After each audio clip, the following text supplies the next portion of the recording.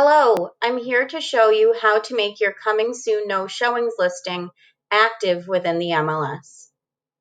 Under the menu, you would go to change listing, and from here you would find your list of active and future listings, and under the drop-down menu on the right side, you would select coming soon no showings. Select the listing that you are making active, and under the status field here, you would select start showing active. Now you would do this on the day that you are making this listing active. Do not pay attention to the fall through date here. Select save and then hit save again to confirm that you are making your listing active on this day.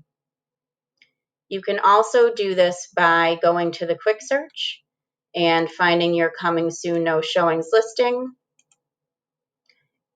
And by the MLS number, there is an additional drop-down menu here where you can edit listing, which will bring you back to the edit listing screen, and you can go back down to status here and hit start showing active, and also hit save twice to confirm that you are making it active on the day that you are doing so.